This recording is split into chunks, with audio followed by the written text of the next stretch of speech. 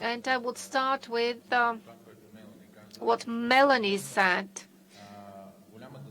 Now the big topic is Ukraine.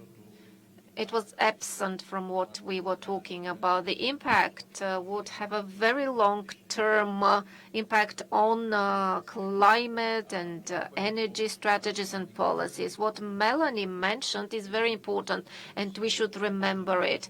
Russia, those who believe that Russia is irreplaceable, they are mistaken. We have a 3-period horizon. As you saw that the USA has more than 3 billion gas production. So the way that we construct our long-term strategies for the purchase of gas is very important. I would like to encourage the Bulgarian government to conclude a long-term contract for supply of LNG from the USA. It should be a long-term contract. Today's meeting is what Melanie mentioned, is the CCUS.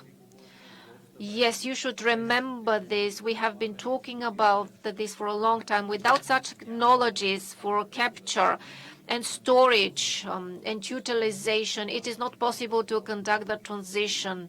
It is impossible to conduct transition without such CCUS technologies.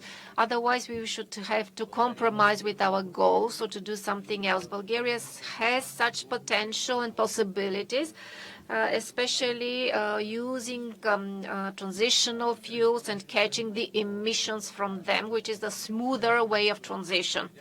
Another takeaway is the enormous imbalance between the LNG terminals and the regasification terminals. This is a huge problem. We are all talking about the IGB. This is the interconnector between Greece and Bulgaria. It would be operational on the 1st of September.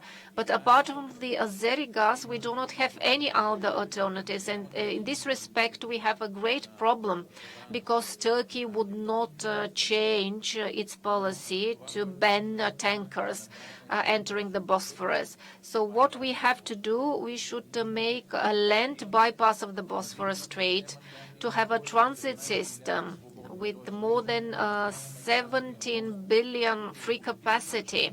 So we can conduct this land bypass, land bridge.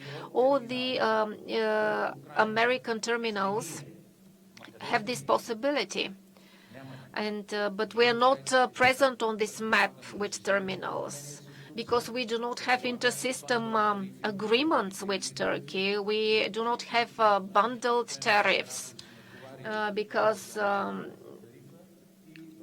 we do not have such agreements between the different operators.